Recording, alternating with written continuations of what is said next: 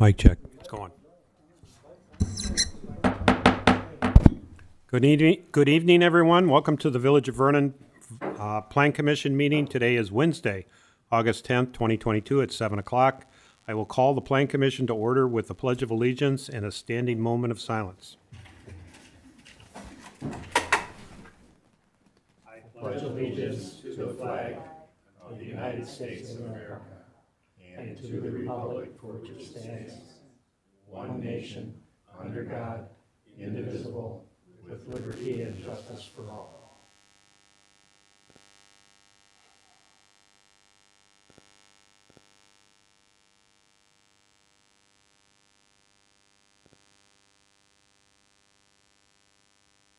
Thank you, everyone. Roll call and open meeting law compliance check. President Carl Fortner. Present. Trustee Commissioner Jim Solani. Present. Commissioner Dan Nowak. Present. Commissioner Mario Rinaldi. And Planner and Zoning Administrator Sean Malarkey is also in attendance. Mr. President, the agenda was posted inside and outside the Village Hall, the Village website, and other entities within the Village and the media are in full compliance with the open meetings law. Thank you. First up on the agenda is the discussion of a conceptual land division for the Porterville LLC property located at S103W26400 Maple Avenue in Vernon, tax key BNT 2141998 and 2132998. So the way we usually stop it, I see the Porters are here, including Ms. McKenzie, who's listed on the application. She's here. So why don't you come up and sit at the table for questions, unless you want to send up one of your brothers, nephews. I'm not sure. I know exactly who everyone is here. And what?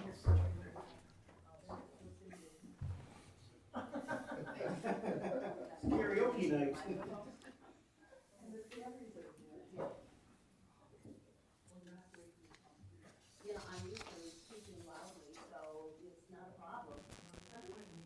You know, there's that other, yeah, how about that one? So what we usually do is have, there you go. What we usually do is have our planner kick it off with his report, and he summarizes it. Then I usually ask you to introduce yourself and with your name and address for the record and see if you can follow and agree with what Sean is saying. So Sean, why don't you kick us off? All right. Thank you very much. On the TV above, I have a image showing the property in question and the surrounding context. So the red box around the property represents the Porterville LLC property. There's two properties there. One is the smaller one along Maple Avenue is about 7 acres, and the larger one to the north is 81.4 acres. As you can see that between Porterville LLC and the surrounding area, Porter Brothers LLC, which is a separate LLC, but as I understand it, there's some overlap between membership between both LLCs, own quite a bit of property, both on the north side of Maple Avenue and then also on the south side of Maple Avenue. The Craigs also own a large portion of property just further west down Maple Avenue. What the petitioners are requesting, and you can see it in this sort of a zoomed in version of the map, is to basically reconfigure that parcel that's along Maple Avenue, the 7-acre parcel, to basically make a 5-acre parcel and then combine a little bit of it that was on Maple with the property to the north. So in essence, what you'd be left with is a 5-acre lot here and then an 83.4-acre lot at the back that sort of wraps around it in a horseshoe fashion. There's also two small lots with single-family homes on them that front Maple Avenue. They're smaller than an acre. They're legal non-conforming lots, and so those are proposed to remain the same, even though the ownership of them is in relation to the ownership or the membership of the LLCs as well. Those were divided in the past, and they were legal at the time, and now they're legal non-conforming. In order to do the reconfiguration here with the 5-acre lot and the larger lot, there have to be some rezoning that takes place as well. the current 7-acre lot that fronts Maple Avenue is zoned RRD5, rural residential density 5 acre. And then everything north of that, the larger parcel is currently zoned AD10, egg density 10. Basically what that means is that you need 5 acres for every lot that you create in RRD5 and 10 acres for every lot that you create in AD10. Even though the lots that you create can be as small as an acre, you'd need so much to reserve it in order to get the overall density. So what they're proposing for the 5-acre lot is that the entirety of it would be zoned RRD5, and then the entirety of the larger parcel would be zoned AD10. The RRD5 would allow a lot as a 5-acre lot, and that's what they're proposing, but then it also provides the 5-acre density as well. So there wouldn't be any need for deed restrictions of other land. It would be self-contained within that one 5-acre lot. They have plenty of density there. They have the 5 acres and the 1 unit that goes along with it. So again, this is we're at a conceptual phase here. The next step, if everyone is in agreement to go forward, would be to actually do the certified survey map to draw up the 2 lots, and then at the same time they'd petition for a rezoning to sort of rejigger the zoning to match the lot lines. That would require a public hearing, but we could do them at the same meeting going forward.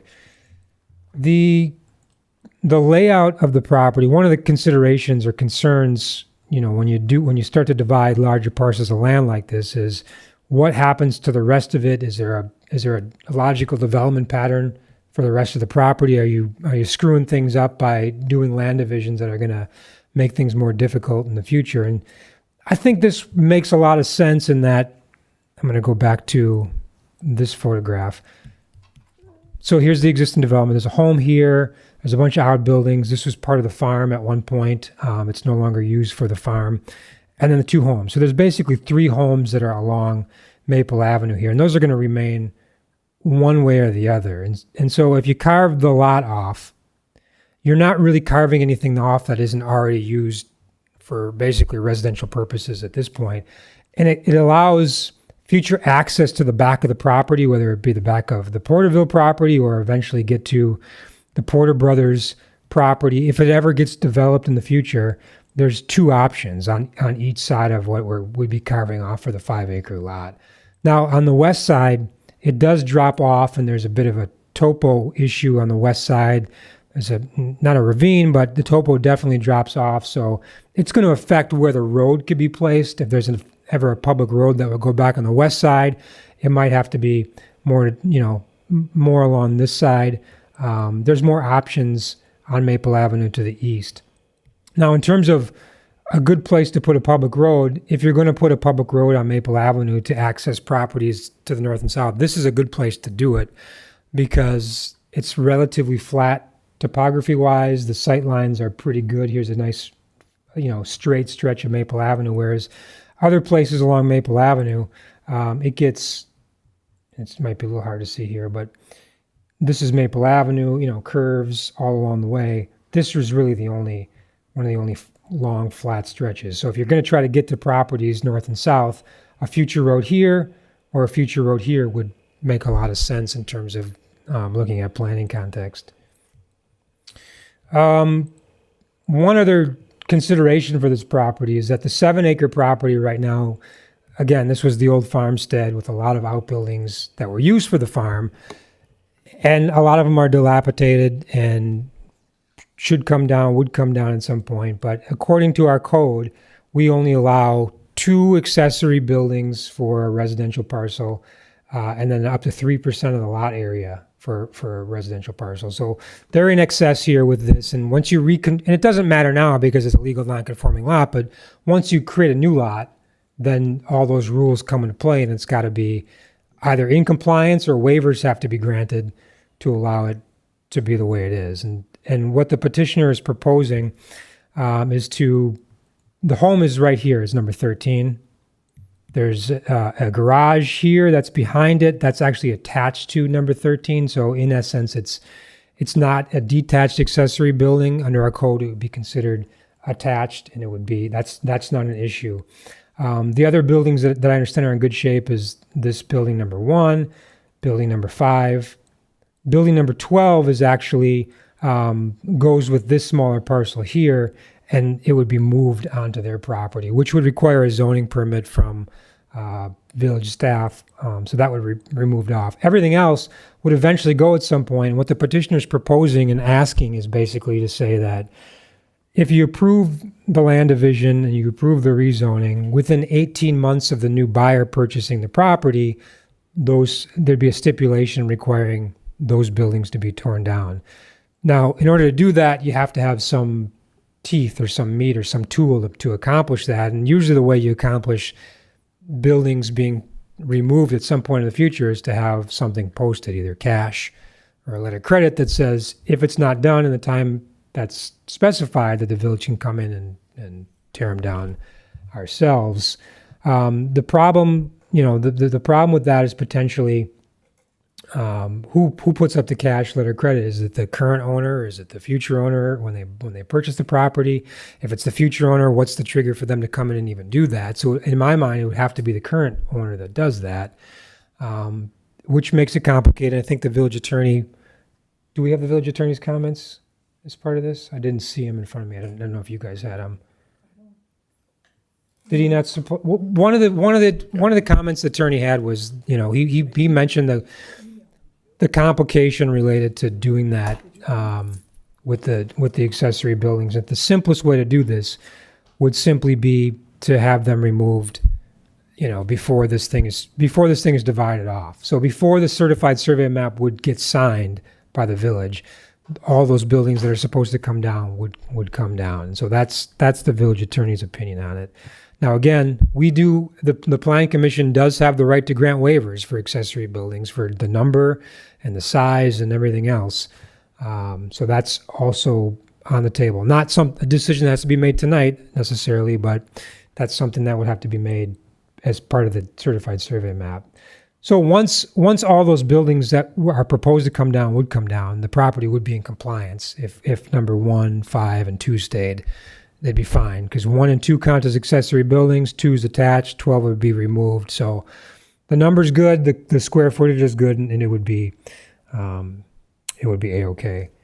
The other thing that might be of interest to the Plan Commission and eventually the board, because the board will take a look at the certified survey map and the rezoning as well, is to get a sense of the membership of the different LLCs in terms of who's a member of which one, where the overlap between them is in terms of thinking of master planning and thinking about what might make some sense. The other thing that was pointed out by the village attorney was these 2 legal nonconforming lots that exist on Maple Avenue are, around 1/2 acre or so.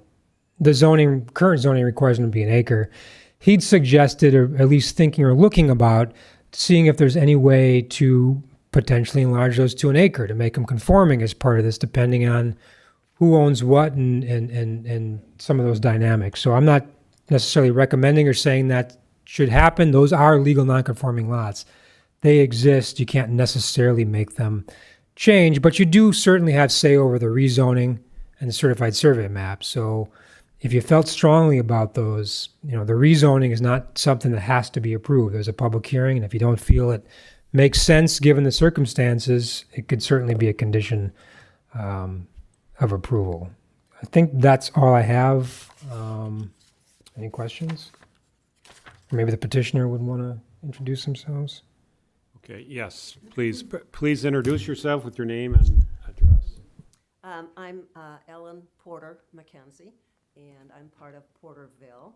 I'm from Indianapolis, Indiana, so this was a little bit of a trip for me today. So each time we're going through this, it's a trip up here, but it's worth it.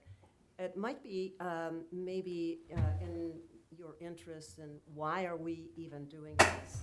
And I think, one of the things that we have concluded is everyone's getting older.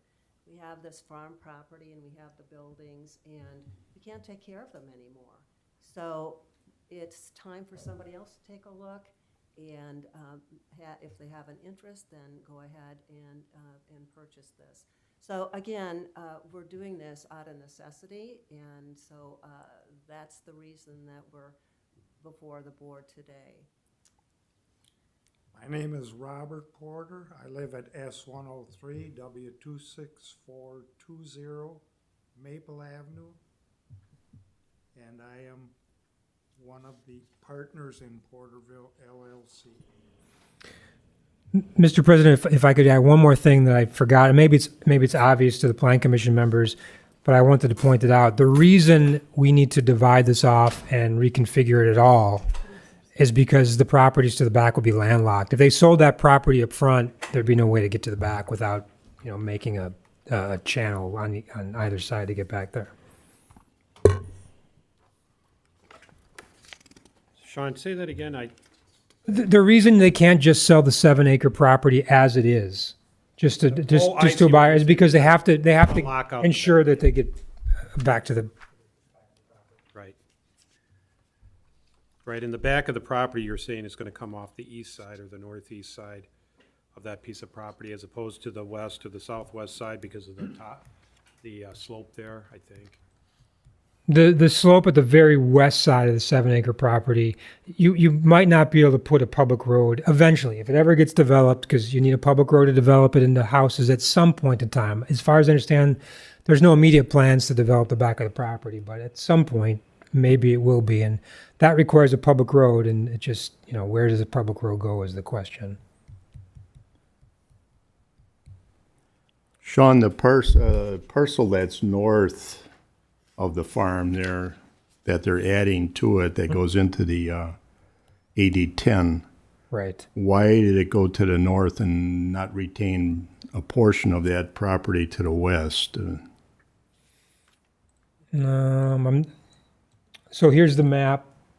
Here's the 5 acres they want to carve off. You're saying, why is this going to the north up this way and not going this way? Going over to the west. To the yeah. west? Largely because of access. There's currently an access that goes through there, farm access that goes to the back and to the properties in the rear, and that's what they use to get back there. So they wanted to maintain that. Not to mention it gives them options in the future in terms of which side to eventually come back on. You say that drops off on the west property line? Yeah, I'll show you here. Here's the GIS map. If I turn the topo on. So we already have a 33-foot road. Is that a road dedication Yeah, to the west of that? I'll speak to that in a second. If you can see, it's maybe a little hard. This inner circle here is a low spot. So it and you can see here, there's some steep topography right off the site. So it all kind of drains. It's a low point here. So that could be overcome, couldn't it? Potentially with retaining walls and other things, but to put a road right up against that might be difficult without retaining walls. But it's possible, it's possible to be engineered, but there's plenty of room there to get a road somewhere. I'm just thinking that we already have half of a road there. So. Well, that is a private, it's not a road, it's just, it's 33 feet, but the problem is it dead ends right there. So it doesn't really get you anywhere. How long ago was that developed? That is a good question. I'm not sure when that piece of property was there. Obviously, that 33 feet, it was intended, I think it was these two properties here, this one and this one, which are related to the Porters. That 33 feet, as I understand it, was intended to be their access, their driveway access to get to those properties. But as you can see, the road itself was not quite built within that 33 feet to get back to the driveway. That's a private drive. Was supposed to be in the 33 feet, didn't get in the 33 feet. But Within the line. but it's in no way public. And that 33 feet is full of trees now. It's trees now, and again, the topo is such that there's a steep, there's a real steep part right there. So it would take some major grading to straighten that out. And maybe that's why they deviated, right? Maybe it got deviated because of that, the topo. Yeah. Well, my concern is that we have to change the zoning to add that parcel to To go to the north. farm. Sure. And then we have to change the zoning to the south of that line, on the west parcel there. I don't know if it's getting more hodgepodge than it is already, I think. And I'd like to see that zoning line remain there. Yeah, I see what you're saying. So if the zoning line remains, obviously the parcel line can't cross it because we got to keep zoning to parcel Right, line. So you're right. saying to reconfigure the lot in some way so that the zoning doesn't have to change. We need a 5-acre lot. We have to have a 5-acre lot so that Right. density holds true to the RRD5. We talked about this. I talked about it with the petitioner in terms of how to configure this thing, and maybe it goes to the east, maybe it goes to the west. I think the problem if it went to the east is that you're taking away, the logical place for access is eventually in the future is probably on that east side. On the west, we could do it, but then they'd lose their access. The other way to do it would be to do if you did a 5-acre lot this way, right? Let's say you did 5 acres, but you left a small bit. That small bit couldn't be a lot, but it could potentially be an outlot. So that it's just the purpose of maybe it's 66 feet wide, and the purpose of that outlot is access and potentially future public access. Right. That would be one way to do it, is just to leave a 66-foot strip over there and call it an outlot. I think we talked about that at one point, and you decided that wasn't necessarily maybe the way you wanted to go. So maybe we should get the petitioner's take on some of the configurations. And who owns the two smaller parcels? I own the one to the west, Okay. and our sister-in-law owns the one to the east, Judy Porter. Any thought to adding property to those lots, or to make them conforming? To become a 1 acre, Right. I would like that with mine if it could be done. I can't speak for the others. Sean, it would also be nice to get the right-of-way in front of those two parcels. Right. If they reconfigured them, the right of way could be dedicated. Correct.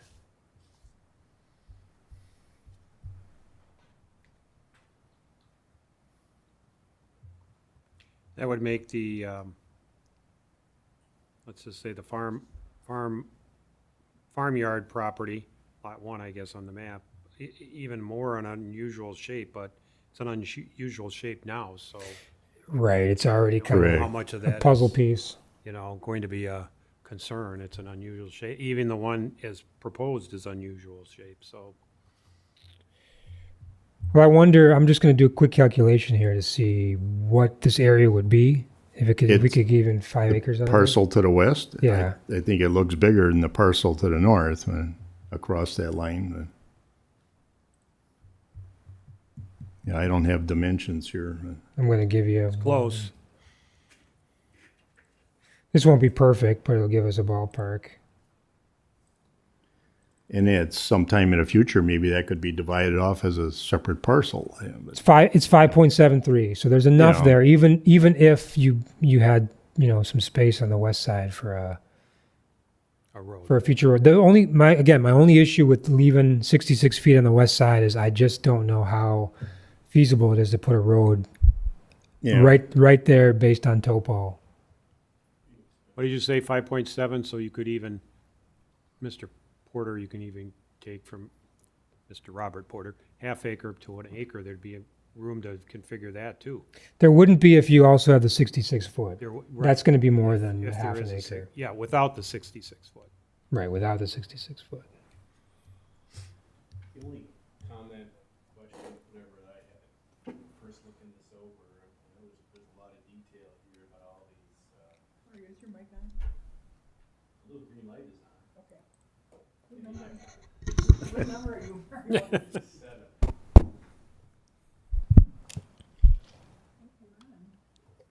You I'll tap. try to talk a little louder. Is that any better? That doesn't sound like it's, The mic's It's not on. Dead. okay. My comment was, in your notes, Sean, you talked about having it, and I don't know the exact place anymore now, but having it written in that, building X and Y would remain. Mm-hmm. And even though it seems pretty clear which buildings are desired and such, I'm being overly restrictive? 'Cause isn't all we care is that they meet the code relative to accessory Right, buildings? right. Because if somebody decides in the next year, you know what, we're gonna knock those two down and build a different one this way, whatever, Yeah.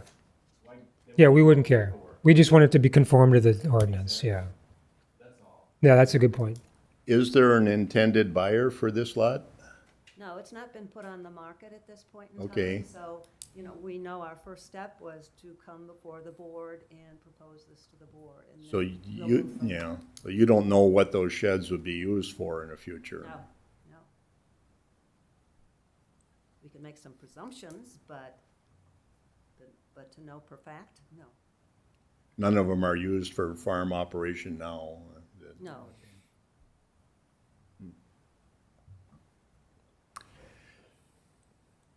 So there's no buyer, no contractor to tear anything down at this point, I assume. Dan, to your point about moving the zoning around and one being 80-10 and one RRD5, it's a good point. The comp plan, though, for this whole area, 80-10 exists as a zoning district at 1 unit per 10 acres. But our comp plan for this whole area is rural density residential, which is 1 unit per 5 acres. So if this is ever developed in the future, someone's going to come in and ask for a rezoning to RRD5 or something that Yeah. fits that 1 unit per 5 But acres. the rezoning they're asking for now, that only benefits them, it only benefits this one lot. Is that considered spot zoning? I would say it's not spot zoning because the majority of the lots already zoned RRD5. We're just pushing it a little bit to accommodate configuration that makes planning sense. I would say no.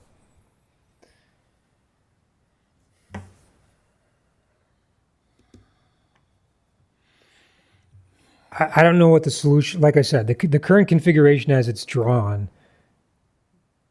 aside from the zoning issue, I think makes the most sense because it kind of keeps that parcel in line to where it is in terms of what the disturbance is for the existing layout. Because you can see that currently, Karen, could you put that overhead back up?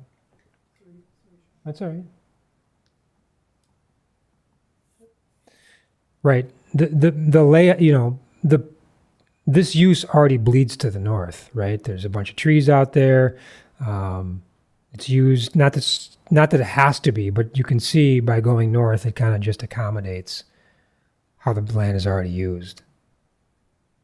But the buildings currently are all south. They're all to the south, right? So this, this is some trees and it looks like some pavement.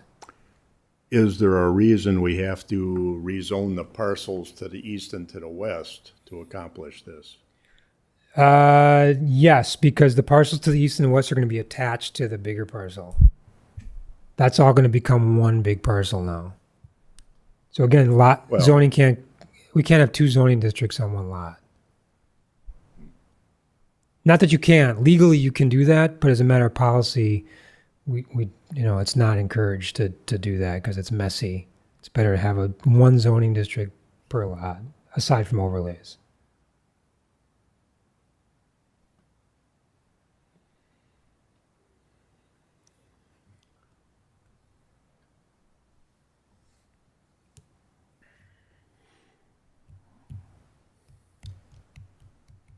A lot of issues here. My big concern is these buildings and tearing them down, and there's no buyer, there's no contractor, we don't know how much they cost to tear down. They're actually asking for conceptual approval, but I think the plan is to, if that's okay, or whatever conceptual approval that they receive, to go to final CSM. And we don't know who the buyer is, we don't know whether they're going to do it or not, or which buildings to tear down, and I understand Mario's point, that's a good one. I mean, we don't necessarily care which building we tear down, just so there's no more than two standing at the end. And that could change depending on the buyer. I know the Porters are longtime residents, founding people in Vernon and so on, but we're talking about an unknown person to agree to do something and post terms of a cash bond, the terms of which we don't even know what they are. So I have real concerns about this. If the Porters were in here saying, yeah, we're gonna do it, that's a different issue. But if they sell the, No, I'm one of your Well- neighbors up the road, but, so, you know, no disrespect on who you would necessarily sell it to, but I don't like necessarily, there's more risk to me to Vernon, and which is what our attorney said, when we're dealing with, you know, people that we don't know and haven't lived here for, you know, and so on. So I'm very concerned about the whole tearing down and approving something contingent upon someone else doing something in the future.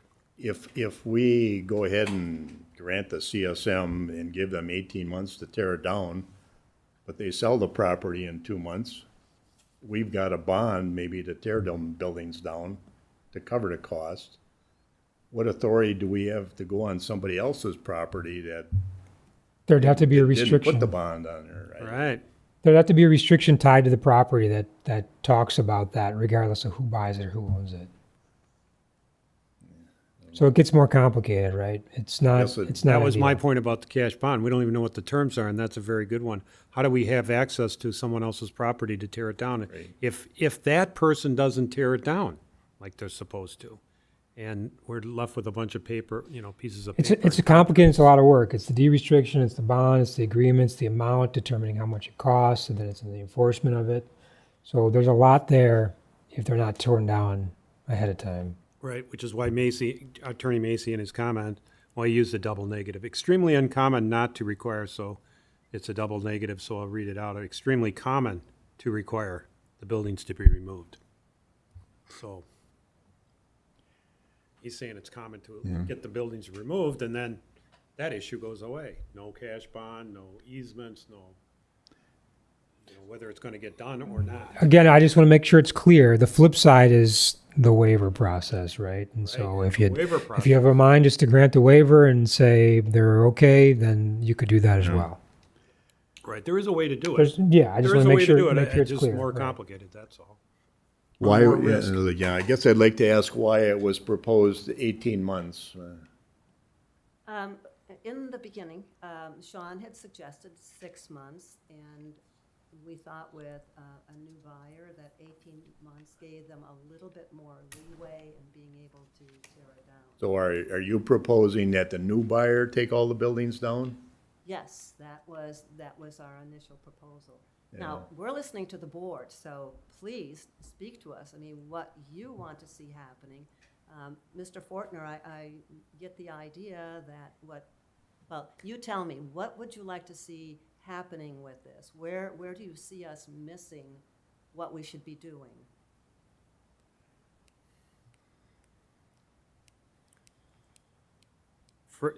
It's the buildings. If those were all, to me, if those were all torn down before we approved the final CSM, to me, the issue then just goes away. All the complications, all the cash bonds, all of the risk to the village, with respect to tearing down someone else's buildings if they're not torn down. Yeah. All of that goes away. Then we're left with the shape of the parcel, but I think the shape of the parcel is gonna be, it is what it is now, and it's gonna, no matter all these, the discussion about the shape or configure it this way, or what about this, that shape is going to be an irregular shape no matter what. So that to me is not really a big concern. I'm concerned about future development and getting access to the back parcel, but I think in some circumstances, if somebody wants to reconfigure their lots like this, we make them at least draw pretty lines on a piece of paper on how to do it, but I think to the east, well, it's off now, the east, there's plenty of room to get an access road there. To the west, with the top home, maybe not, but all you need is one access road, as long as it's a coordinated development with the Porter Brothers, because then there'll be an exit point on Maple Avenue somewhere else. So we're a little concerned about, you know, roads extending north of Maple, or even south of Maple, and our cul-de-sac rules and our 600 feet, you can't go that far, and 1,200 feet with a waiver, and so we want to make sure when we talk about dividing property, there is a way to develop the property ultimately if the owners want to develop it. And we have people sitting here, well, they'll never get developed. Well, and they come back and want to develop it. And then somehow it's Vernon's fault that they're in this predicament. So we're trying to avoid things like that. So those, to me, sure, it'd be nice, for Mr. Porter, Robert Porter's lot to be a acre instead of a half acre, and Miss Judy's Porter's lot the same way on the other side, if there's room. But those are legal non-conforming. That's less of a concern to me, although it would be nice that they were 1 acre lots somehow in this configuration. But that's the way I see it. Would they be more saleable if they were 1 acre? I would think they would. You would think so. So maybe that's one thing you should look at, is increasing the size of those 2 parcels, the small ones, and taking down the buildings as soon as possible. Yeah, are the buildings in really bad shape? Are they, it's hard to see. I go down Maple Avenue all the time, so I can look over, but I'm not driving into your farm lot and looking at buildings. I'm just driving by. It's hard to see their conditions, the roof and so on, Yeah, the in that bad of a buildings- shape. Buildings have not been used for quite a period of time. The barn hasn't been used, the barn is in bad shape. And some of the other buildings are also not in very good shape. Are these metal structures or wood or Concrete, concrete? concrete block, and wood. The barn is wood. The barn was built in 1927, so that gives you some idea of what it was made of. Is there any, when it was Is there any usable barn lumber on there? I was gonna say 95-year-old barn lumber, that could be saleable. Well, maybe you could make enough off of that building to tear the rest of them down. Well, there are people come in and take barn wood and tear it down for you, I know that. yeah. In exchange on an even trade. or- Well, So we'll need their name. Telephone. yeah. Jim, we haven't heard too much from Well, you. those are 2 big issues, tearing the buildings down. And I agree, I think that should be done before the CSM is finalized. And then dealing with the 1 acre, getting those up to 1 acre lots if possible. Well, along with the road dedication, I would like to see. Well, that's true too. So, Although we don't know where that's gonna go to, Not a dedicated road, but I'm in the front of the properties. Oh, in the right They of don't way. have that now. Their property goes out to the center of the road. Oh, this is the old See, we don't have Okay. statehood type prop. Yeah, there's property. there's I tons thought and you were tons of referring property. to going to the back, these 2 parcels here. yeah. Yeah, we have no right of way here. Oh, Yeah, they're all over the place. you realize that's Right. what that meant. Yeah, in the front of the property, it's not a fully dedicated, up to state. Right. There isn't any, Statutes. there isn't any dedication Right. there. The public still has the right to use it Well, as a road. It just hasn't been formally dedicated. Right. It's still considered right of way. It just hasn't been dedicated right away. So that could get cleaned up too. That could be cleaned up if those parcels were enlarged. I guess real quick about the issue about the buildings being torn down before the CSM is finalized and approved. If it came back as a final CSM, we could approve it. The Plan Commission could recommend approval. The board could approve it. It just wouldn't necessarily be signed until those buildings came down. So it couldn't be recorded and sold Right. until those Okay. buildings came down. But we could go through the whole approval process and make it a condition of approval. The village just doesn't sign it, doesn't get recorded until they come down. So they could, still keep moving along. can still move along a little Right. bit. Right. And they could also get the property under contract as well with Potentially, CSM to and of course the buyer's gonna say, well, as soon as it's recorded, I'll buy it, or. right. Can't actually buy it till it's Can't buy recorded. it until it's that way. If the buyer wants early occupancy, there's early occupancy leases and so on, the buyer can move in early. It just complicates maybe a real estate deal, but what's proposed with a buyer, yet to be found buyer with this obligation, and it would have to be by contract because you couldn't sell it with the 18 months and all of that. That's gonna be complicated for a buyer anyway. I would think Well- it'd be easier to sell if the buildings were already gone. Right, yeah, that's, I thought that's what we were talking about, that, Yeah. Yeah. you know, they can proceed to market it if they want to, you know, but it can't be finalized, can't be sold until that CSM is signed, and in my mind, we shouldn't do that until the buildings are down. Right. Right. I think you and I are saying the same. We've done that before. In terms of a layout perspective, I think it's important to leave the potential for a road on either side, whether eventually that development gets two roads or it just gets one if it's coordinated with the back, but we just don't know what the best side is because we don't really know how it's going to be developed in the future. And even if they gave us a master plan that showed some development pattern back there, the chances of it being built like that is, slim to none anyways. I mean, it's obvious that you could put a road on either side and get back to the back. And so drawing some roads back there isn't going to change that. I think it's pretty obvious, what we're looking at here. Whether that road is an outlot on the west side, and then you move the lot all the way over and avoid moving the zoning, I don't know. Again, I just want to express if that's the way it's done, I'm concerned that the feasibility of a road in the far western 66 feet based on the topo might be challenging or impossible. We could ask for a master plan, but if it's just for this one parcel, I don't know how all of those are gonna have to be tied in somehow. But Right. I think it's large enough that Right. it could be done in the future. Probably. How much overlap of ownership is there between Porterville and Porter Brothers? Off the top? How do you mean overlap? Membership. Oh, you mean as far as partnership? Yeah, partnership, People- right? people People and involved? percentages. I don't know if everybody's equal, if they have different percentages. It's not equal percentages, but all the people in Porter Brothers are also in Porterville. Okay, All the people in Porter Brothers But the people in. are all in the Porterville. People in Porterville are not in Can Porter I Brothers. change my name? Okay, that's the other way to say it. Okay.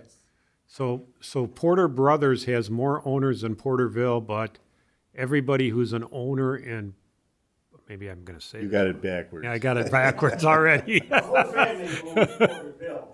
Right. Okay, there's more owners in Porterville. There's Right. fewer owners in Porter Brothers, but everybody in Porter Brothers has a piece of Porterville. Yeah, in Okay. Porterville, there are 8 partners.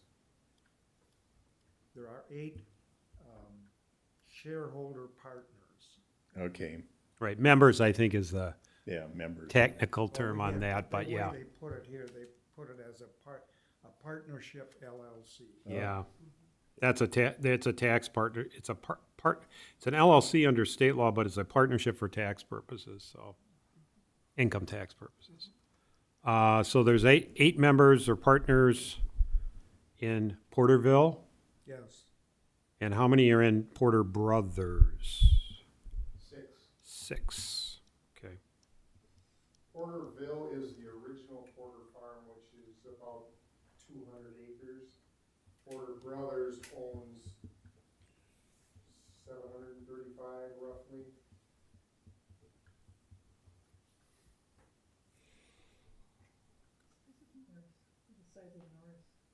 Right, right.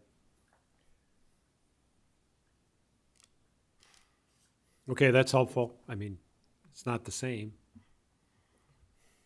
And the land to access and back is Porter Brothers.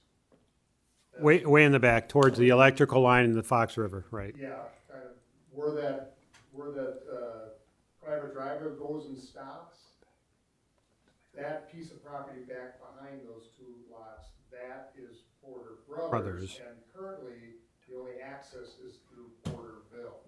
And that's one of the motivating factors in keeping parcel to the west open, so we can hopefully come to an agreement with an easement or something.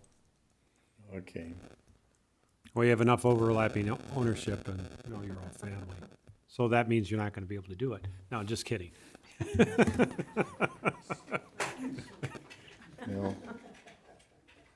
I don't know what more we can do on this at this point. Well, I guess the question that I would want answered is one, is the configuration generally okay, even though the zoning would be a little bit, the RRD5 would extend a little bit north. And then if that's okay, it still has to have a public hearing, obviously, for the zoning. And it sounds like the consensus on the accessory buildings is that they should come down before it's signed and finalized. So those are really the two Right. pieces here. In the zoning, Dan, you were trying to avoid the rezone just because the public hearing is more complicated, but if we gotta go through it, you gotta go through it, I suppose. There's trade-offs. It should be an easy rezoning, I would think. I would think so, because you're just trading zoning categories and conforming to the property lines. I mean, in essence, we're moving more land to 8010 than is coming into RRD5. So Right. we're making it less dense overall for now. We're not, By 2 right? acres, I guess, but Yeah, but still, I mean, we're not making it any more dense than Right. it is. right, and that's what people object to. I have no problem with that, I guess. But I'd like to have them look at increasing the size of those two lots and giving us the road frontage or road dedication that we should have there, but Yeah, the road dedication in particular, lot size would be helpful yeah, for everybody.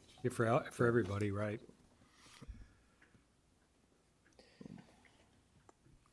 Anything else, Sean? That's enough direction from me unless the petitioner needs further direction. Petition, did you, I mean, Yes, yes, Okay. I did follow, and that was Okay. why, and so in summation, as you take a look at this, the two things that are problematic for you are the buildings that need to be torn down, and that's something that is our responsibility to do that. That would make you happy.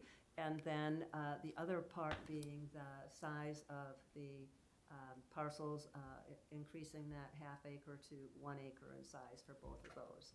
Right. right, in the right of way in front of the property.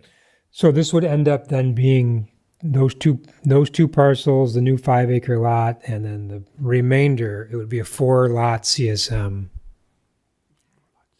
in total. 1, 2, 3. Oh, yeah. If we expand both of the. If you yeah, expanded both the of them, small then it'd be a parcels, they would be 4 part lot. of the CSM, they'd be new parcels. There wouldn't be any problem with setbacks on those two existing homes, would there, if they're, Well, they're currently, some of the buildings now are too close to, looks like the western one, looks like the garage is too close to the property line, right?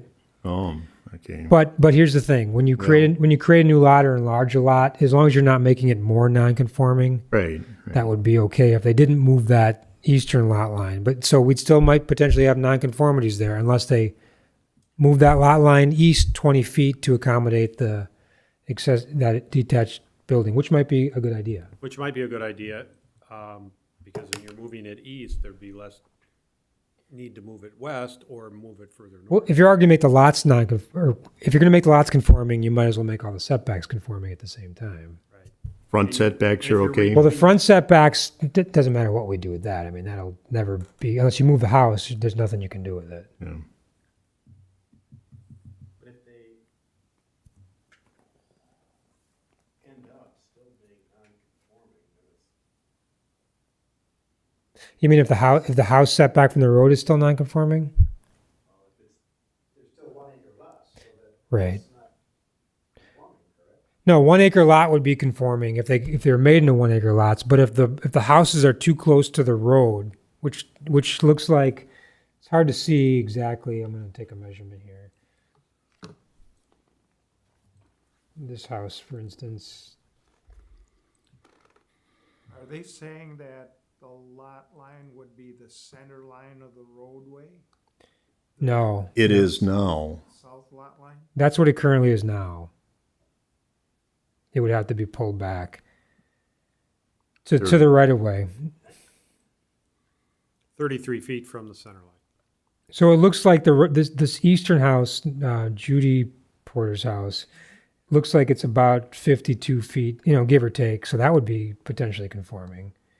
This one over here, and this is not perfectly accurate. would be about Close. 47. So it's pretty close, but it's not quite there. And then can you average those? We don't have a provision for averaging setbacks. I don't remember. I thought there were, But again, no matter if you leave them the same as where they are now or you enlarge the lot lines, you're never going to do anything about that setback. So I don't know if it's worth discussing. okay. That would just be permitted, or we just. It's grant just, waiver it's as just, part of the. there's no waiver. It's just, No, it just is what it is. What it is now. I'm just trying not to be too suggestive of them reshaping this picture if at the end of the day, the legal description still reads non-conforming. Well, the lot would be conforming. The structure would not be. So they're two different things. Solving one problem, but maybe not all of them. Maybe not all, you might not be able to button them all up perfectly. And again, just maybe for clarity here, are you guys saying, we didn't vote on it obviously because there's no vote here, but if they don't enlarge these parcels to 1 acre, is that a deal killer? According to zoning, no. No, I mean, but we have the, you have the right, because zoning is the hammer here. You have that. Well, My original advice when they came in was, we talked through it, and I said, well, those are legal non-conforming lots. Those were created at a different time. Those are, even though the owners of those might be owners of the LLC, those are a different piece of the puzzle. They don't really have a lot to do with dividing this piece of property because they're not joined. They don't have the same owner, even though it might be, a member of the LLC. yeah. And I'd said, let's not worry about those. And then when the Attorney Macy looked at it, he said, well, now would be a good time to make those conforming potentially. And the hammer is the zoning. So I wanted to make sure that everyone was clear on that. But if, let's say they come back and they don't move those at all, and they have the final CSM and that those lots stay the same, is that okay? As submitted in your report, everything that they proposed is conforming. Yes, in terms, when they tear down the accessory buildings, et cetera. Increasing the other 2 lots is just kind of a wish of ours, Right, which we would like to see. right. But all I can say, I guess, at this Yeah, it's point. an aspiration, I suppose, they're legal non-conforming, it's an aspiration, we do have a stick to make it happen perhaps, but Right. to exercise that, I guess that, to me, it's not a deal killer, especially if they make an attempt and it's closed. I mean, I don't, 47 feet or 50 feet from the line, I'd rather have the road dedicated and not worry about getting Right. it exactly perfect, Correct. you know? Yeah. And whether, the lot's an acre, or maybe it stays at a half an acre, sure, we'd prefer it as an acre, but, and maybe they would too, for future marketability. But- Yeah, maybe it's 3/4 of an acre and they got the setbacks on the sides and the rear all makes sense and work out. It would be nice if that could happen. That would be better than where it is today, Right. so it'd be improved. Jim? No, I agree. I don't, it would be our preference to get those to be 1 acre lots. But I don't see that we should mandate that they have to be. Because they're pre-existing. Right. Yeah, I would say the same for every lot in the village, right? Every lot would be nice if it could be closer to conforming. Right, Right. right. So if there's a way to I make it think happen. the road dedication should be part of this deal.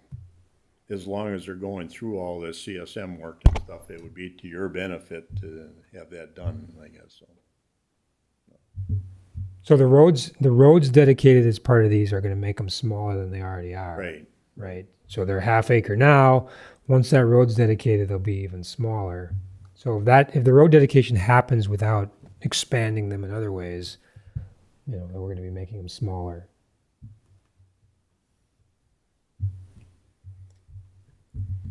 Well, yeah, then it'd be less than a half acre. Do we say that Right. that's?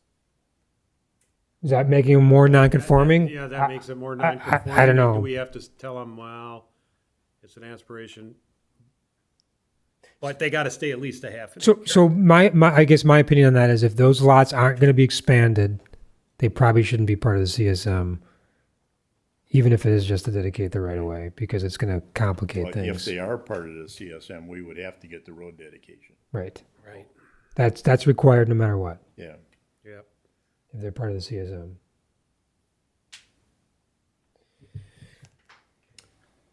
Does that all make sense?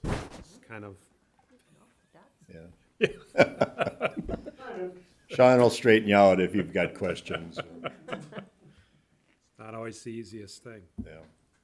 I just had one question, though, having the buildings come down, does that mean concrete floors have to be removed? That wouldn't be required per the ordinance. If the floor is there, that we have nothing in the ordinance that says you can't have concrete on the ground. Well, you just can't have a structure. You can't have the building out there. You can't have the walls out there. What about impervious surface, Sean? Yeah, we do have an impervious surface ratio, Stormwater. but they're nowhere near what that Oh, number okay, is all right, well, that's, for a 5-acre lot. okay. Just trying to get everything out there. Right. Okay, So do we need to vote on something? Or? No vote, just direction to the petitioners. safe travel back to the Indianapolis. I've done that trip before. It's. Watch out for deer. They know better. So what are the next steps then, as far as the board? What are the next steps?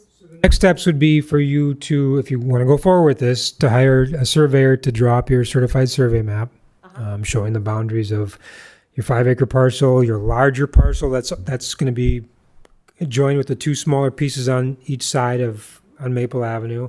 Whether or not you're going to move the boundaries of those existing lots, that's certainly up to you. Whether it's a 2-lot CSM or a 4-lot CSM, and then you'd also submit an application to the village for the rezoning, right? As I talked about in my staff report, I could walk you through all that, and we'd schedule a public hearing for the zoning, and we do the zoning and the certified survey map at the same meeting. So again, everything is due a month before the meeting dates. The next meeting is until September 7th? September 14th. So you're not going to be able to hire somebody in time to make the September meeting, unfortunately. It would have to be the October meeting. And do you have a date on that October? meeting? October meeting is the 12th, and so we need everything by the 12th of September. Ellen, you want me to send you those forms, the zoning, the request for the zoning? Sure, that And would the be good, CS. yes. Yeah, and I'll send you the CSM stuff. Do you have a surveyor yet? Dan?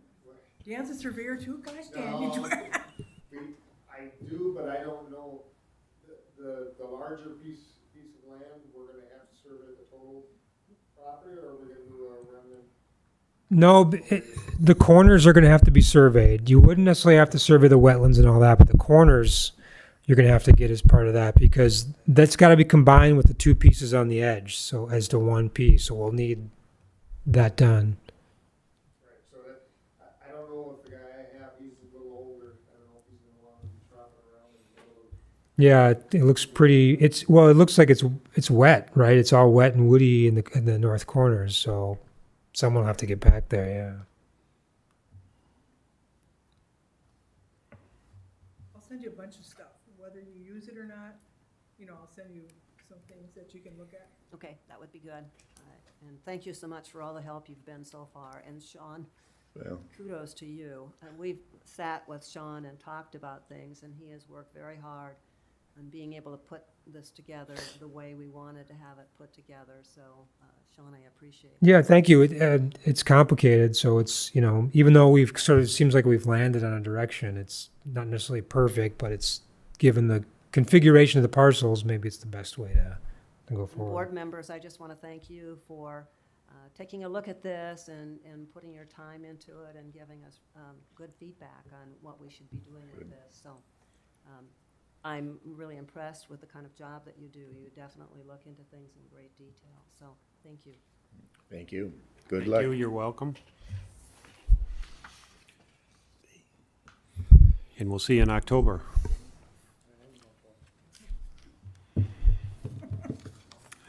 Zoning code amendments. Thank you. You were done? Bye now.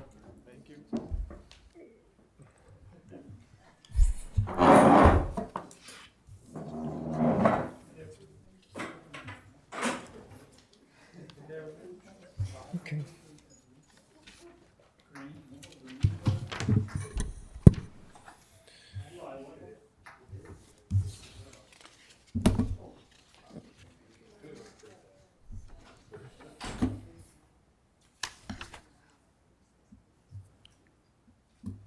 John, I think you had an error in your calculations on this under waivers, under 4.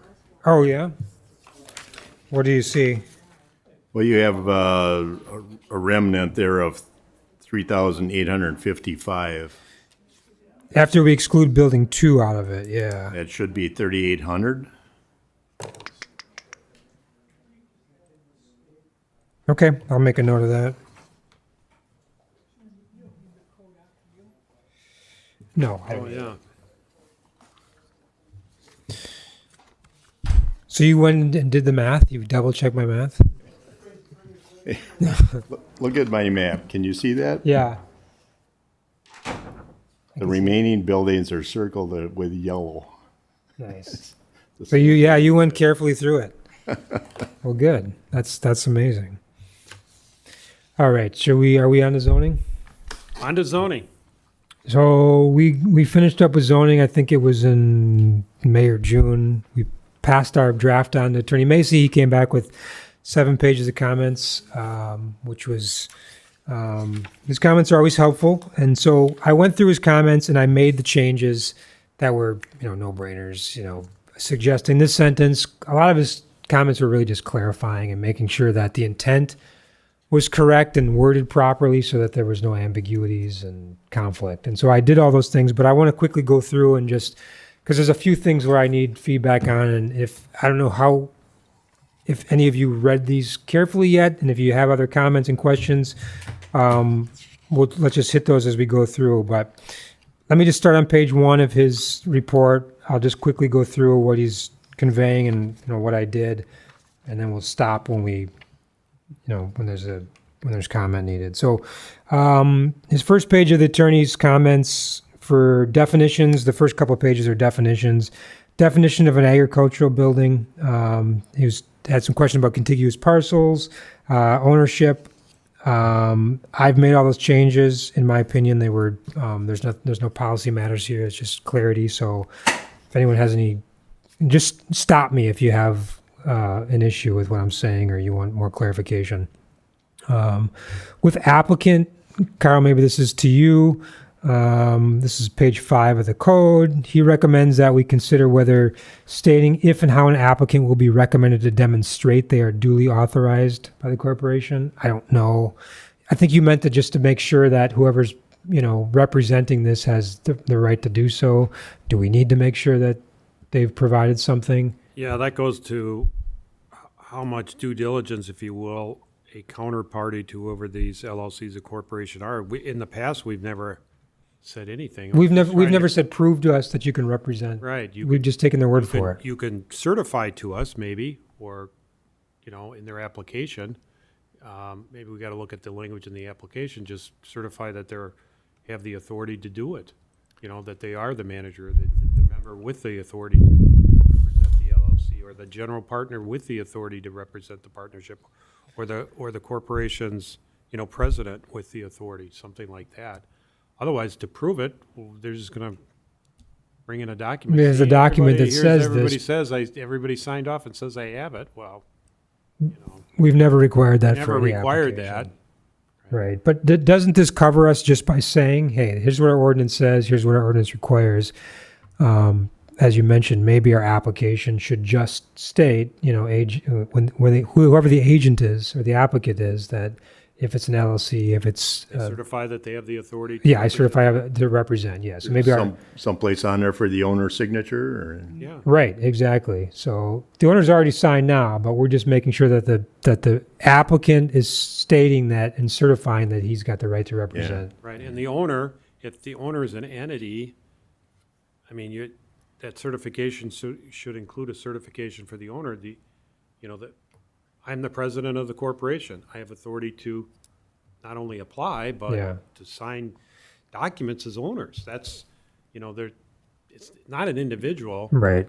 whether it's a trust and a trustee or an LLC and I'm with a manager or a managing member or partnership with a general partner or a corporation with the president. It's an individual who's acting on behalf of. Right. Just like me. I'm village president. I'm acting on behalf of Vernon. I'm not signing as myself. I'm acting on behalf of Vernon. Vernon can't sign anything. I have to Right. sign it Right. as president. Right. Just like a company can't sign anything. Right. So maybe it's just, I kind of like the way we had it duly authorized. But then our form needs to maybe. Yeah. have something. So I don't update the forms for the village. I'll make a note about this, but it'll be up to The next, the next clerk and administrator to get that done. So I'll put it on my list of things to remind the next administrator to take care of. yeah, and then he's got a reference to members and one maybe, right, LLCs have members, we got it. Yeah. So I changed all that stuff. Corporations have shareholders, LLCs have members. Yep. If you want to make it generic, you just use the word owner. And then whether it's an LLC or corporation, they both have owners. So we could make it generic like that too. I didn't get into the actual wording on this. Yeah. Trying No, to- no, I you're know. working your way through. And so I'm just taking his advice and changing it. And so that's what I've done. Principal building, he's just making some comments here that make sense. I've made the changes.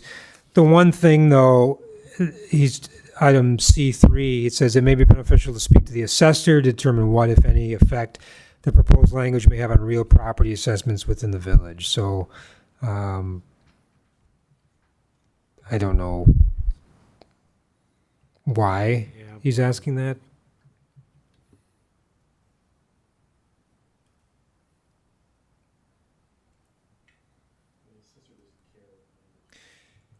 Yeah, I mean, this is right. This is again saying that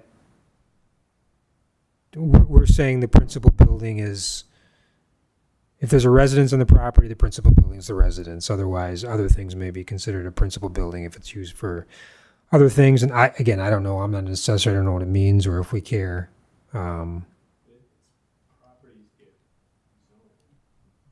Right. But assessments apparently don't have, the zoning isn't an issue. It's how the property is used.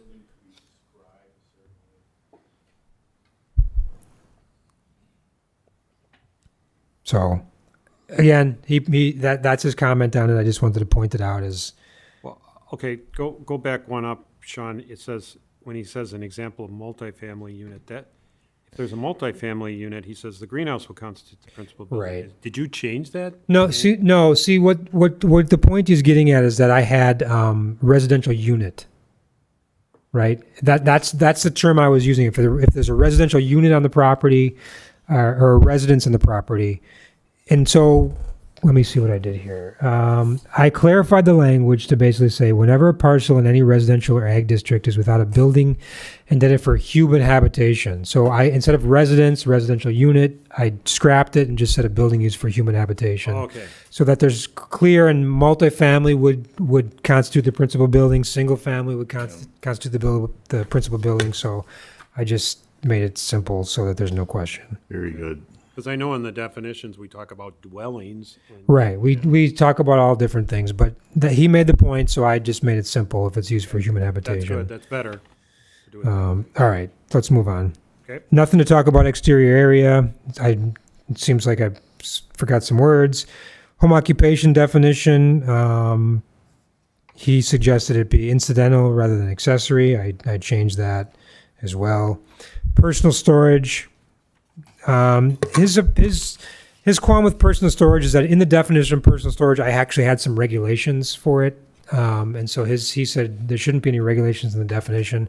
So I moved them. I moved those regulations to section 300-8, which are general use regulations. They're not Okay. in the districts. And so that's the place where we have home occupations. We talk about utility, cabinets, those kind of things. I just added a new section for personal storage that includes those things that we talked about. So I think that's probably the best place for them. That's it. Restaurant. I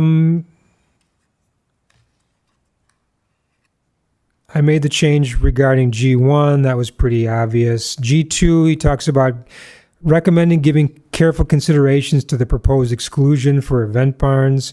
So we specifically in the definition of restaurant exclude event barns from being a restaurant because I thought the idea was that there's something different. We don't want event barns to be misconstrued as a restaurant in any way and to operate as a restaurant. So we made the conscious decision to say restaurants are not event barns. He's saying give careful consideration to the exclusion of that. And so I'm not sure why. I think we did carefully consider it. And then the second part of his sentence I changed according to that for the purpose of the code. Our definition of restaurant is different than basically the health department. So I don't know. I mean, I don't know what a good reason would be to clarify and consider an event barn to be a restaurant. I think we want to specifically say it's not a restaurant, which is the way the current code is, the current draft is written. Gotta be careful that it doesn't become circular. I think that's what he's worried about. And the event barns, we said that you can't be a restaurant in a event barn. No, we said you can cater things in. But if you have an event, you can have food, you got a commercial kitchen, Right. and so on. Right. But that's as far as it goes. Right. Well, that's it. We don't want, again, the event barn is a special event where people can't self-invite themselves to come in and attend. And we went through that whole process with the Halverson House and the Board of Appeals and what constituted an event. And we want to make sure that a restaurant, it clearly cannot operate as a restaurant because that would allow people to invite themselves in to an event, self-invite. Self-invite and carry out food. Right. Cooking classes, whatever these restaurants Right. could do. Right. That isn't supposed to be part of the event barn. So I think maybe he's just saying you got to be very careful. Maybe you should just reread it, Sean, Sure. And we did change the definition of restaurant to make sure it includes dine-in services, meal pickup, carry out, delivery, all those things. Right, which is nowadays what Restaurants are, right? drive-through, carry-outs, pickups. Right. Inside seating, outside seating, all of it, right? Right. Okay, moving on. Rural accessory structure, nothing to add here. Service-oriented business, nothing to add. Village Board of Appeals, nothing to add. Building inspector, nothing. I'm on to page 4 of his comments. Village clerk, village zoning administrator, again, all, in my opinion, logical things to change, not really policy decisions. That brings us on page 4 to zoning use permits, going down to letter B. He questioned whether or not, I think you maybe recall, we had in a bunch of different sections in the ordinance, we had one family, some places that talked about single family. He's questioning why we didn't call it single family. The reason we went to one family is because in our zoning districts themselves, it talks about one family. It's always been one family. However, to make things simple and to use the standard nomenclature, I just changed it all to single family throughout the ordinance. I think it makes So under sense. dwelling one family, it's going to be dwelling It's going to be single family. single family. There was Okay. a lot of places overall that I thought you previously changed to one. I did. I changed it all from single family to one family. Now he's saying the standard nomenclature is usually single family, so that's what we're changing it back to. But at the end of the day, it's all going to be consistent. It's all consistent now, right? Perfect. So those changes are all in this ordinance, the latest update you have. 300-7 site regulations, nothing for letter A, very simple. Letter B, this is a little more complicated. This is where we talk about allowing someone to build a second home while their existing home already is on there, and then they'll tear it down after the fact, and so they have to post a bond, letter of credit, that kind of thing. I don't understand, and maybe you guys can help me with this. I don't understand his point. And so he's saying As proposed, subsection A1 will permit an existing residence to remain on the property for 2 years from the issuance of the building permit. So we're saying, we'll give you a building permit for your new home.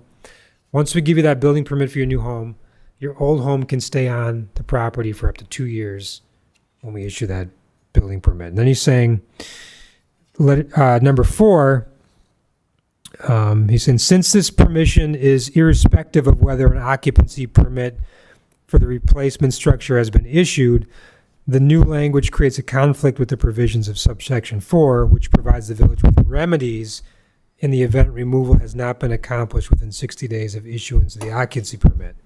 He recommends revising section A1 to make it subject to the provisions of 4. So I thought they were two different things, basically saying you have 2 years from issuance of building permit, and then the next part, number 4, says, prior to the issuance of the building permit, you will get a letter of credit approved, blah, blah, blah, blah, blah, to take it down. So I thought they were two different things. One is just the overall time frame for how long it can stay up, and the other is when you have to establish your letter of credit. I don't know. Carl, did you read that section? Do you? I'm trying, because when I was looking at it, of course, I'm looking at a red line, so there's strikes and. Right. It's hard to read, hard. of course. As opposed to going back and trying to find a clean version. What I could do here to make it simple, we don't have to hash it out. I wanted to point it out as something I didn't understand. I'll just have Attorney Macy look at it and suggest, okay, for clarity here, what do you want to do? What should we do here? That's probably the easiest rather than waste your time. Does that make sense? Right, and maybe it's 1, 2, 3, 4. I thought 4 was part of the conditions. It is. Okay, well, yeah. It is, and so I don't understand what he means, and so I might just have to call him to talk it through, and that's fine. So I'll make a note to. Oh, you can ask him about when too. It says within 60 days. I've Usually changed that's that. 60 I've actually days. changed that. So I said Before? prior to issuance of the building permit itself, Right, you have okay. to get it done. The That's option was fine to do it. the Yep. building permit or the occupancy permit. I think it should probably be done before the building permit's issued. Yep. Okay, moving on. Next page 5. This is all dealing with home occupations. Remember, we substantially revised home occupation sections. He points out in letter E, I recommend careful consideration with respect to the proposed repeal of prohibition against any retail wholesale business. So there was a retail wholesale business. I struck the part where it said it was prohibited, but later on we talk about it's prohibited except for walk-in, et cetera. So I think that's covered. I just have to make sure he understands that. G is really the one that I have a bigger concern about. G is where we talk about, let's see. I'm sorry, not G. Yeah, G in his, but it's letter 8 on ours. Here's what we say. The home occupation shall not generate pedestrian or vehicular traffic beyond that common to a single-family dwelling. Parking shall be provided on-site with an existing driveway. The alteration of an existing driveway or the construction of uncovered parking to serve a home occupation shall be prohibited. And so he's saying all those things are difficult to determine. Like, how do we know whether or not the traffic is above and beyond the regular? How do you prove that? And so on. I don't have the answer to that. I don't know. So any thoughts? I think we're just making the claim that we're setting the stage for what our expectation is if it ever comes down to enforcing this. I found the button. You got it. Were you pressing the green button? I just pressed the push button. There you go. Just gonna, Mario, one that says push. 27 years of education really paid off. Throw it out the window. I think there's going to be some things that you have to make a, judgment call exactly on. I understand his point. I appreciate that from a couple perspectives, but I think we have our ways of judging it and seeing when things come up if the neighbors, have an issue and all that. Okay. Yeah, that's, You know, like, excuse me, no likelihood that's the only way we're gonna know about Complaint, it, yeah. is a complaint comes in. right. No one's going to be checking any of these things. We won't even know these exist because these don't even require permits at all. Home occupation is just somebody Yeah. doing something with their property. So, And any given, one-family dwellings are quite varied. There's a house with 5 cars parked outside all the time right next to Dan. We have a max of 6 coming in and out of our house. So, right. Yeah, but the difference is you know who's coming in and out. Well, it's consistent, yeah, same cars, but, yeah. The problem is strangers coming into your neighborhood and parking and casing Right. out the joint and robbing people and. So there's no way for us to quantify this because there's no way we can pick a number. So either we have it in or we don't. Do you think it's more beneficial to have it in or not? I vote for leaving it in I agree. Putting it in, and just, it's just another tool, right? The home occupation has to abide by all these things. It's just another thing for us to be able to say, hey, It makes sense. got a lot of complaints from the neighbors about tons of traffic, We're trying to protect neighborhoods, subdivisions. Right. People buy a single-family home that makes sense. to live in a single-family home, not to have some guy next to them running this business operation. Yeah. The other points he makes, I think I can tune up and clarify. So it's really just that first point about the traffic. Okay. Moving on. Nothing else on this page until we get to the bottom 300-11 area regulations. Recall that we took a lot of things from the board and we moved them to the plan commission, a lot of things that the board didn't necessarily see. One of them was with respect to legal nonconforming lots, and that's what this is all about, 300-11. He's saying that if we take that away from the board, that's kind of in conflict with their purview in terms of land divisions and legal nonconforming lots and lot size and so on. So I think that's probably a good point. And so if the board's going to have say on lot size and configuration of lots, they probably should have say here as well. It's not a big deal. It's probably simpler just to bring it back to the board and to Okay. the plan commission. Off-street parking, top of page 6. He had some qualms about the flexibility that the current changes allow the plan commission to make in terms of modifying parking requirements. So I basically said, hey, we can modify parking requirements based on their plan of operation. If they come in with a specific plan of operation, we can modify it that way. Let's say we only have 5 employees and this is what we do. And even though your code says this, really, this is all the traffic we had. Or to match up someone's plan of operation to whatever the nearest use is that's in our code. He thought it was a little too much discretion. I don't know if I necessarily agree. I did change some of the language a little bit here to at least put the waiver requirements back in. So I'd struck all the waiver requirements that were in the code that talks about whether the request is, would be consistent with the general intent of the section, whether the request would adversely affect property owners, et cetera, et cetera. So he suggested at least those go back in.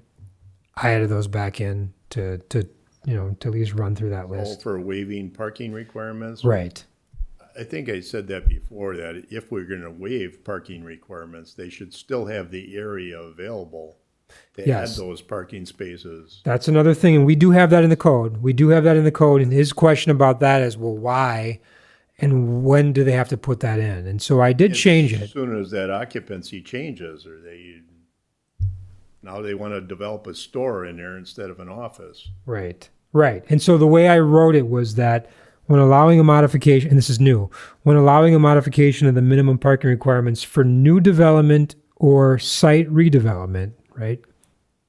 Then the village may require the reservation of a portion of the property for additional parking to meet listed minimum parking requirements to accommodate potential expansion or future reuse of the property, right? So I think that covers it, right?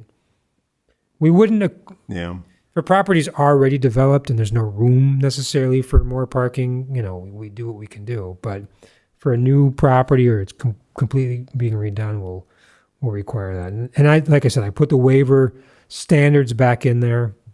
So at least we have something to go by. Does that make sense? All right, signs. I thought he would have more comments on signs than he did, but there's a few. His first comment on signs 8A. I think he may be misconstruing this, but I'm not sure. I want to get your opinion on it. It says subsection E revisions to require sign area for parcels and buildings with more than one user shall be distributed proportionally based on the percentage of floor area, may prove problematic, and that it may result in signs that are not aesthetically pleasing. I changed the language now from distributed proportionally to divided between. The whole point is just the square footage is divided between. Doesn't mean they can't have a shared sign, but they could if they wanted to. If they have different storefronts in the same building, they could have multiple signs. It's not about aesthetics. It's just about a calculation. So I think he might have misconstrued that. The other one is E, provisions permitting bulletin board signs for public, charitable, or religious organizations is subject to First Amendment challenge that facially discriminates against commercial speech. So we pulled that provision out that said those things could have so many square feet of bulletin boards, et cetera. He's saying you can't just pull them out and say that they can do that, and commercial operations cannot. So I propose we just strike it altogether, and churches, bulletin boards, et cetera, has to be part of their overall square footage, and just call it a day. Otherwise, we have to allow everyone to have bulletin boards and Right. that are above and beyond the normal square footage.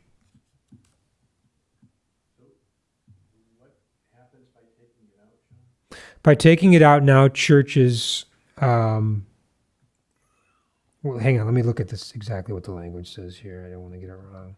It would have to be part of their total signage. So, signs not requiring a permit. One of them was bulletin boards not to exceed 15 square feet in area for public, charitable, or religious organizations when the same are located on the premise of said institution.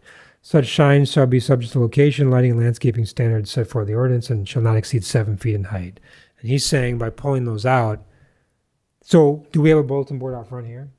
Yeah, we post our agenda. Yeah, so that bulletin board again would have to comply with, and would require a permit. So if a church wanted a little bulletin board right out front, they'd have to get a permit for it, for their signage, and it would count toward their total square footage. The alternative is just to allow everybody the opportunity to have a bulletin board.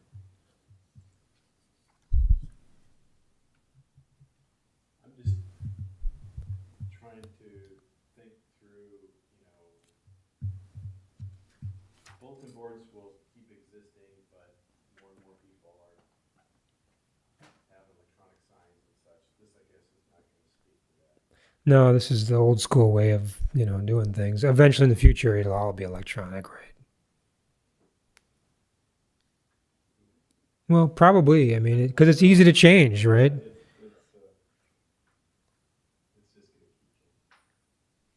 We don't currently have a provision that's called out for them now. I added it in there because I was trying to think of things that wouldn't necessarily require a permit or shouldn't require a permit, but he's saying that there might be issues. So if we strike it, it's no worse than it is now. Right. Right. Yeah, So- strike it. I'll strike it. Okay. All right, accessory structures. That whole section on accessory structures came from chapter 125. I just pulled it over into the zoning code. He reviewed it because he saw it redlined in there. He wasn't going to review things that weren't changed, but he started to review the whole accessory building section, so he had a lot of comments on it. But that's been part of the code. We didn't change. We didn't talk about any of that. We Yeah. didn't change any of that. So, just real quickly, a couple of his comments. One was that I recommend that you carefully consider the impact of completely removing accessory structures from B1, B2, yada, yada, yada. That's always been the case. And the reason that they're not considered accessory structures is because it's handled under the site plan of operation, right? This section only applies to residential and ag accessory structures, not any of these commercial stuff. That's all site plan of operation stuff. So I think he misunderstood that. So that's fine. he's got a concern. So anything that's 3,000 square feet or over comes to the Plan Commission and Board. He's saying that he has concern regarding the proposed standard in 3D that the Plan Commission considers factors without necessarily making affirmative findings thereon. So that section just allows a 3,000 square foot or greater accessory building to begin with, just to even be considered by the Plan Commission. So that's always been that way. I don't know. We haven't talked about it. I brought it to your attention. I'm not sure what to do, because we do have a section about waivers in there, but that just applies to location standards and quantity standards that we talked about with Porterville tonight. I don't want to apply those same waiver provisions just to get a 3,000 square foot in the door, because that's really not a waiver. That's just allowing a 3,000 square foot building. It's not a waiver at all. It's just something that staff can't approve, so the Plan Commission has to approve it. Now, when you go above the number and the square footage, that is a waiver, and so I think that should remain as such. So I don't think we should touch these things for now. I think it's been that way. I don't think we should make changes, but that's my opinion. We haven't talked about it, so I don't know if there's anything to add.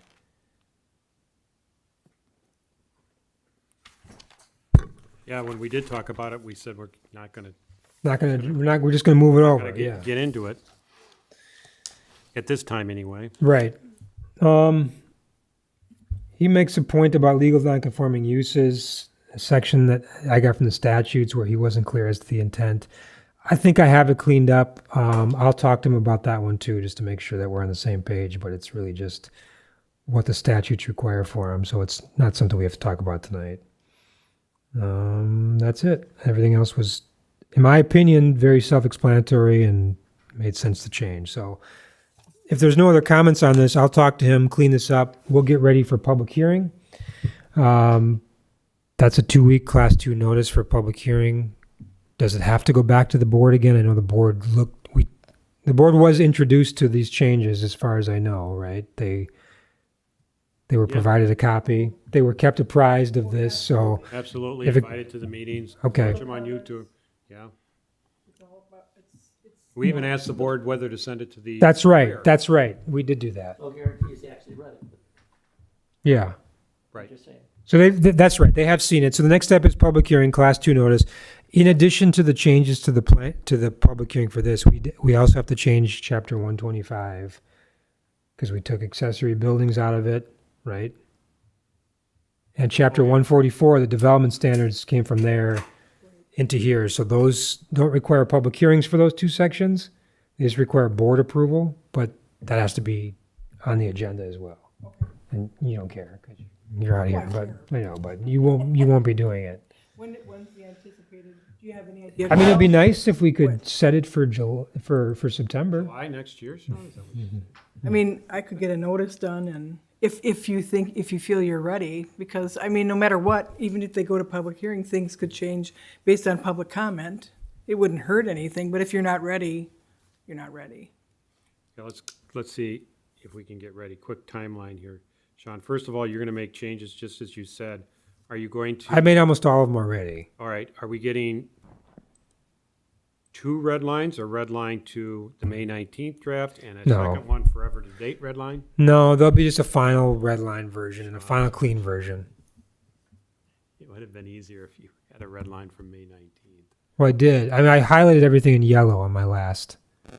So the problem here's the problem is once you redline something and then you change it, it just makes the change. It doesn't show what's changed from the previous version if it's the same person editing it. I know, that's the problem. So that's why I had in yellow. I highlighted the sections that changed.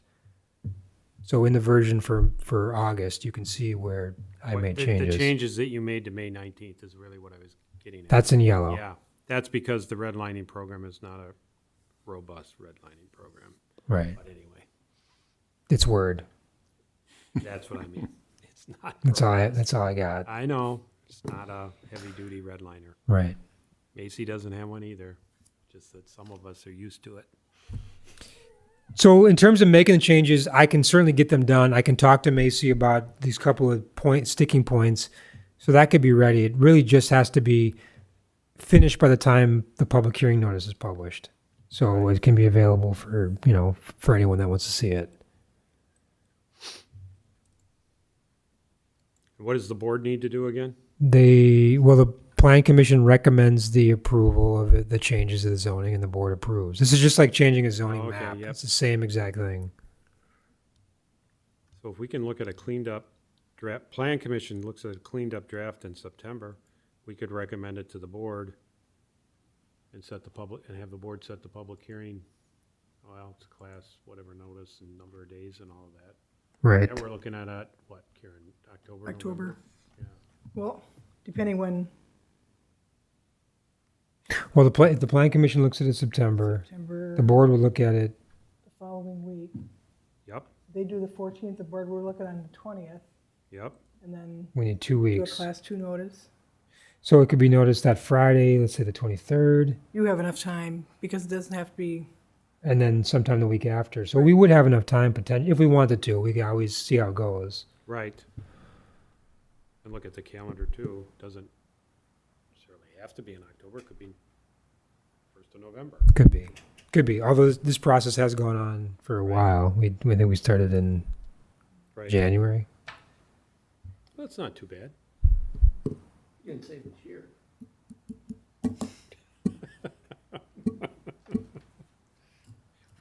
Which century?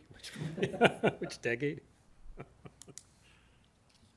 Okay, And Attorney Macy would need to draft the ordinances for the changes, meaning the enrolling ordinance that goes along with it.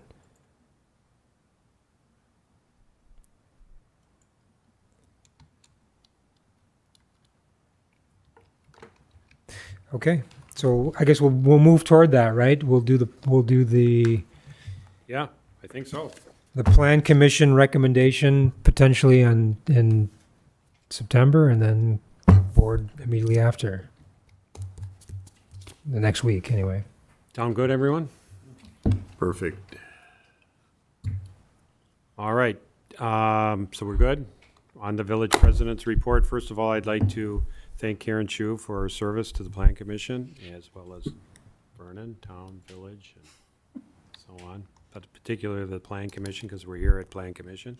So the item there to report on is status of staff research on conditional use permit and site plans and plans of operation in the village of Vernon. I did not have a chance to talk to Karen about that.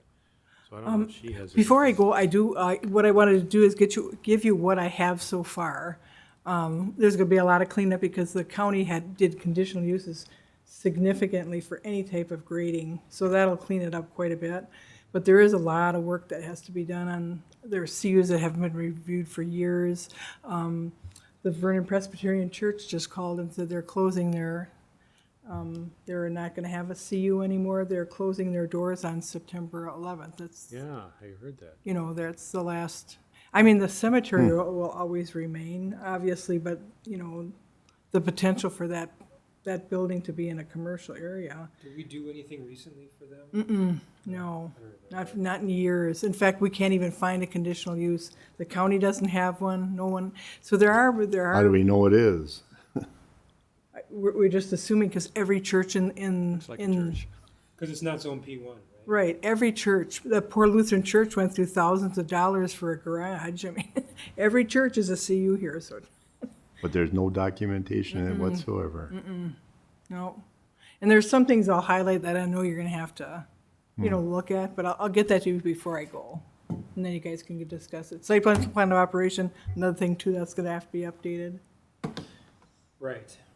And then the county's sending about 45 boxes of certified survey maps. Isn't it all all scanned scanned yet? None of it's scanned. I thought they were in the process of that. None of They it. gave up on that? Since we're a village, they dropped it. Here- Oh, is that why they dropped it?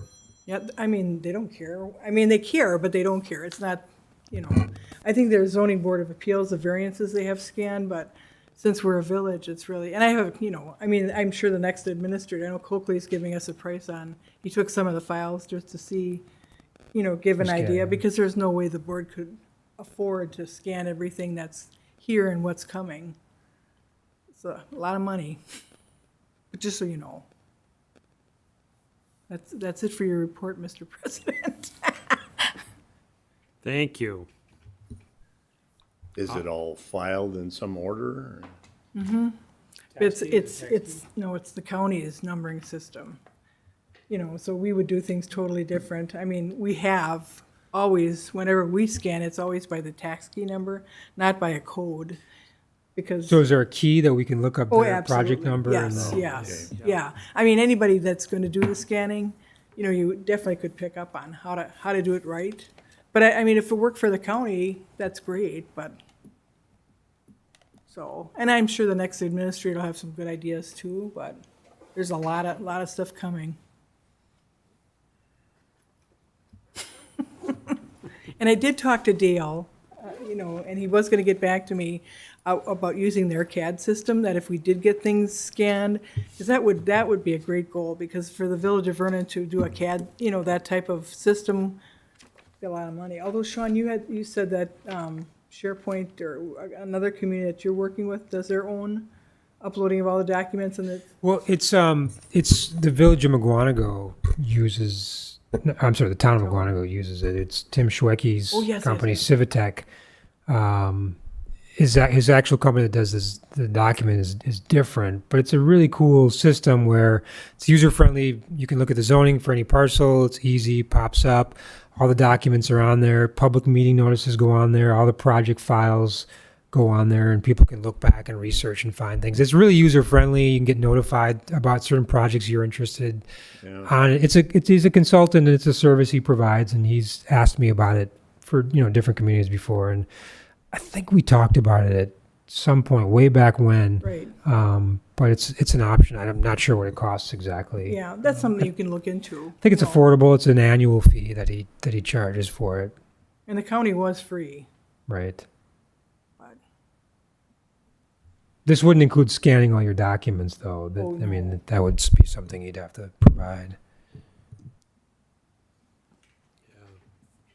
Eventually, it's got to be done, or you don't do it and just keep them in storage. Oh, it's so much easier to work when you're working on planning and zoning, to go in, instead of looking at a file at your fingertips. Yeah. But scanning documents that are already, like CUs that are already terminated, Oh, yeah. Right. Doesn't make I mean- it like grading. The grading ones don't make any sense because the grading's already been done. Right. It's over. I mean, so it's tough for me too. Like if I get a new project coming on board and someone says, "Hey, I want to do something," I don't have anything, right? I mean, unless it's in FOLS files that we worked on the project, I could ask Karen or the county or whoever it is to dig things up. Right, Creekside Estates is one that we're looking at right now that need information, and we can't necessarily find it. It's hard to find because it's not available.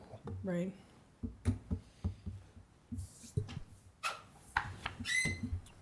Okay, on to minutes.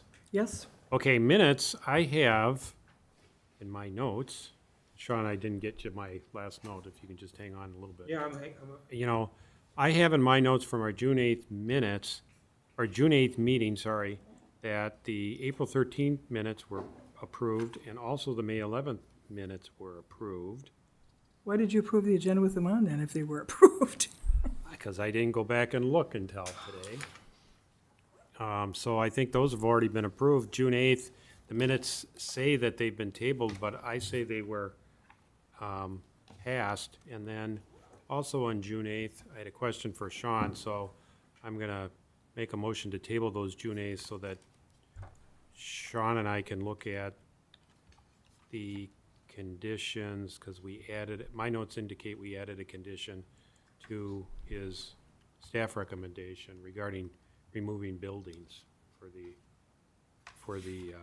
Which one was it? this would be Trevor Arnardi, I mean, Okay, I'll look at my records and I'll get back to because I didn't think it was in the minutes that it was listed, but I know we talked about it and you were gonna, I said add a I know it condition wasn't added, changed. removal of buildings. Your, My staff report wasn't changed. Oh, okay, so Maybe we didn't. maybe we'll have to listen to the. But a removal of which building? 'Cause I don't recall that. Yeah, I've got, add a condition, removal of old building. well, Well, you can listen to the minutes. Yeah, listen to the- let's reconvene on this and. Yeah, okay, so I'll just make a motion to table the June 8th, 2022 Plan Commission meeting minutes so we can get them clarified. June 8th. June 8th. I believe I wasn't here. No, you weren't. Jim, did you second that motion? June, How did I make all these motions? well, in June 8th, you didn't. So- The, Did I staple the wrong pages together here? well, maybe. Maybe, so I'm gonna make a motion to table the June 8th minutes for clarification. Second. Any further discussion? What? No. All in favor? Aye. Aye. Well, okay, so the minutes are tabled. We can, while we're listening to that tape, I suppose, we can go to the end and just see if we approve the May 13th, or April 13th and May 11 minutes, which I'm pretty sure we did. And it was on 4-0 vote and a 3-0 with an abstention vote too. So, and that meeting was very short in June, as you might recall. We were done by 7:30. Right. Yeah, it was less than 30 minutes, Okay. so that shouldn't be bad. Make a motion, we adjourn? All in favor? Aye. We're adjourned. Thanks. The Creekside Art